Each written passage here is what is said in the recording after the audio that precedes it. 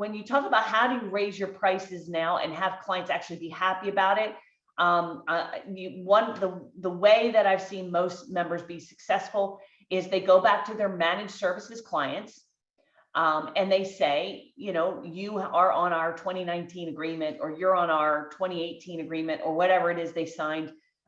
We have to upgrade you, and we have to stack in our stack now is advanced cyber protections, compliance, better backup solutions, et cetera, et cetera. So you go back and you have to refresh that agreement, unless you're obviously locked into a 3-year, and then that's different, or 2-year, 1 year, whatever it is, right? But you go back to these people and you say, we've got a revised contract that we've got to offer you, and you schedule a meeting to go over that with them. Mike Bazar, who's also going to be up next with Will, he just did this. He did this, I think he said, with 3 or 4 clients. He went back and said, hey, you're on our old plan. Here's our new one. You got to sign this.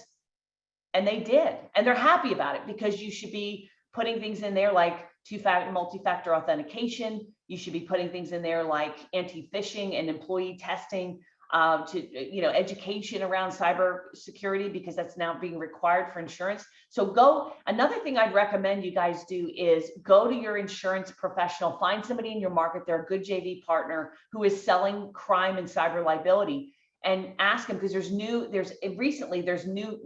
regulations that just came out, more are coming up, where in order for a business owner to even get this insurance, there's certain things the owner has to verify. Yes, we are doing these things.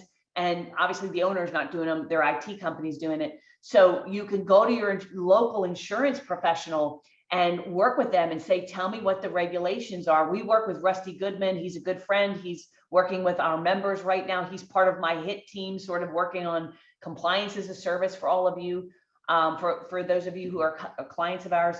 And what we're doing is we're building this in and going back to existing customers, and we're selling this.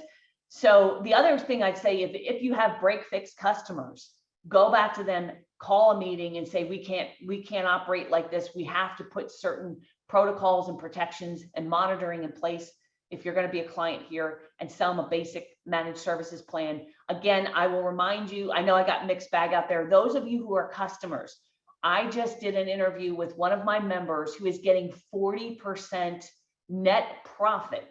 He's a 5.5, he grew himself to a $5.5 million a year MSP at 40% margins, and it's based on how he's packaging and pricing.